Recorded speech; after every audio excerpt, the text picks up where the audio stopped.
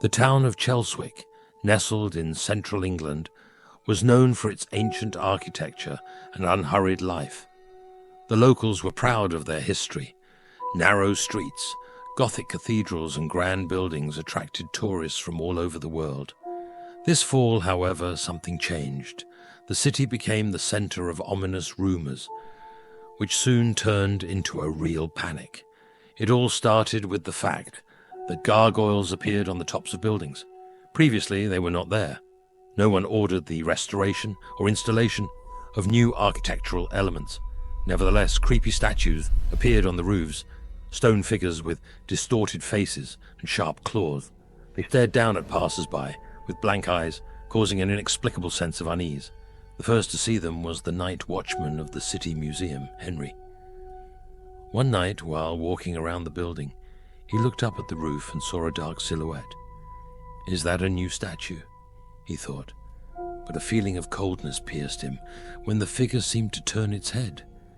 Henry shook with fear and ran away, and decided not to tell anyone. The next day he didn't go to work, and a week later he was found in the river, drowned under strange circumstances. Soon the whole town was talking about gargoyles. They began to appear on schools, apartment buildings, and even small pubs. No one could explain where they came from. The sculptures were perfectly executed, as if they had been created by a master of his craft. However, the strangest thing was that no one saw them being installed. At the same time, young people started going missing. The first to go missing was 19-year-old Lizzie Whitcomb. She was last seen at a party downtown. Friends said she went outside and was never seen again. Then Tommy Blackwell, a local college student, disappeared, followed by 5 other young people. Everyone was sure the gargoyles had something to do with it. Claire Bennett, a journalist for the local newspaper, began her own investigation. Her attention was drawn to an old diary found in the archives of the town library. It mentioned that gargoyles in Chelswick existed in the 16th century. At that time, they were considered to be the guardians of the town, who protected it from evil.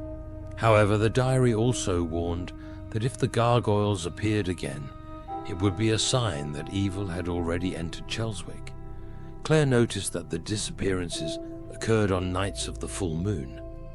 She decided to spend the night outside, watching one of the gargoyles mounted on the roof of the town hall. Her friend Emma stayed with her, armed with a camera. The hours stretched slowly, and nothing seemed to portend trouble. At 3 a.m, however, Claire heard a sound like something heavy moving across the roof. She and Emma looked up and froze. The gargoyle that had been sitting motionless before was now moving. Its stone wings spread, its claws dug into the roof, and its eyes glowed red. The creature leapt down, ending up right in front of the girls. Its distorted face expressed anger, and a low growl erupted from its mouth. Claire and Emma ran without turning around. Stone claws scraped on the pavement behind them. At one point, Emma fell, and Claire had to leave her behind to save herself. When she looked back, Emma was gone, just a pool of blood on the sidewalk. The next morning, Claire told the police, but they didn't believe her. The streets were patrolled more heavily, but the disappearances didn't stop. Residents became afraid to leave their homes at night. Meanwhile, gargoyles continued to appear in new places. Claire decided to contact Professor Fletcher, a specialist in the occult who taught at the University of London. Fletcher studied the photographs of the gargoyles and came to the conclusion that these are not ordinary jewelry. They're not just statues, they're souls trapped in stone.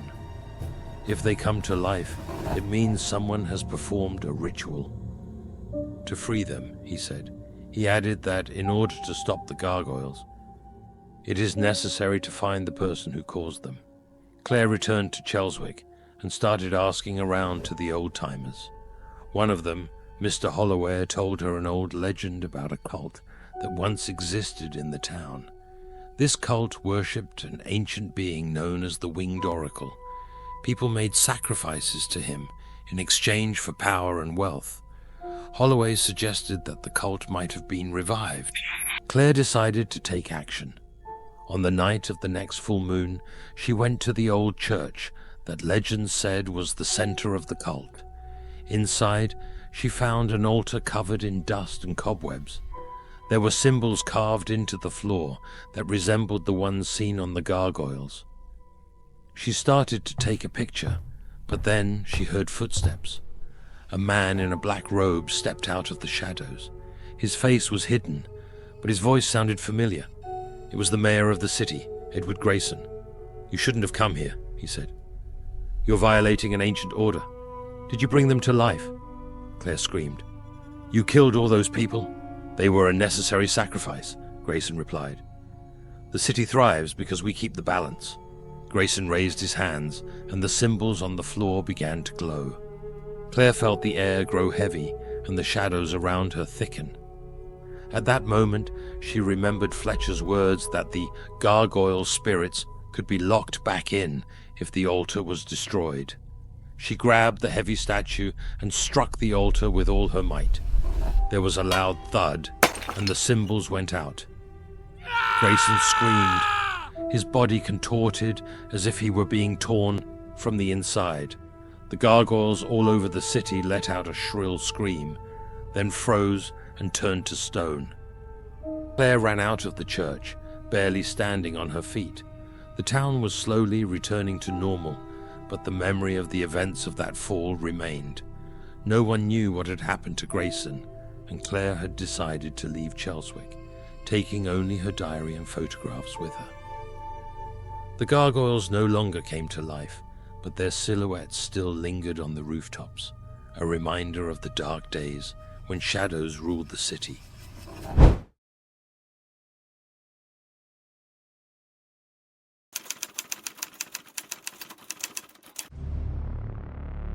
Summer 2023. A team of 7 archaeologists from the University of Colorado has traveled to an unnamed cave in the Appalachian Mountains found by ancient maps. Their goal is to examine strange rock paintings. These drawings, local legends claimed, warned against the awakening of ancient guardians. The first 2 days of excavation went smoothly. The explorers found the ruins of an ancient altar and many large stone figures with empty eye sockets. They realized they were golems, monsters made of stone. On the 3rd night, they came across a massive stone bas-relief covered with incomprehensible symbols. At its center were 7 golems, humanoid in appearance, but roughly crafted, as if unfinished. "It's incredible," whispered David, the head archaeologist. "It looks like an ancient ritual hall." Unable to contain his curiosity, one of the research students, Thomas, gingerly touched the bas-relief. From somewhere in the depths of the cave came a muffled, long-drawn-out sound, reminiscent of the rumblings of thunder. The cave itself seemed to sigh. That same night, strange things began to happen. First, Sam, the girl responsible for documenting the finds, disappeared. Her belongings were still there, but no one had seen her. Later that night, one of the archaeologists awoke to the sound of heavy footsteps outside the camp. In the darkness, beyond the fire, huge silhouettes could be seen, barely discernible in the moonlight. "Is this a joke?"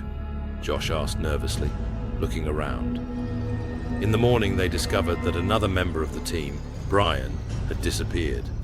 There were strange footprints on the ground around his tent, as if someone huge, with disproportionately long feet, had been moving around the camp. "We're leaving," David said firmly. "Immediately." It was too late, however.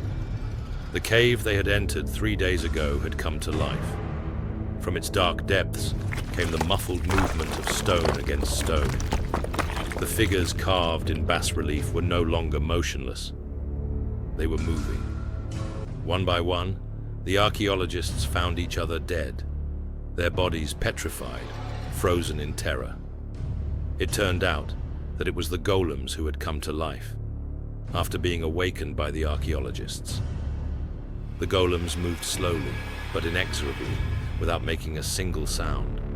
Their empty eye sockets seemed to watch every step of those who dared to disturb their peace.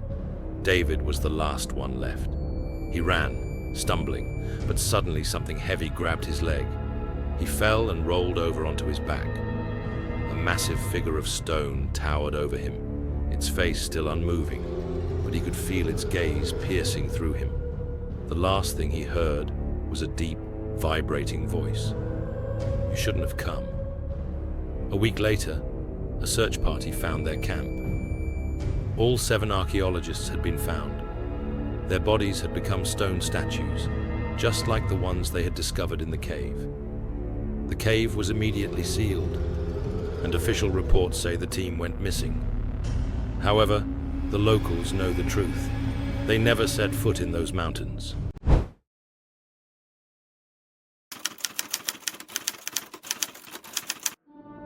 In the early 2000 years, the small town of Bristol, Tennessee, was the site of one of the most mysterious and horrific stories ever told.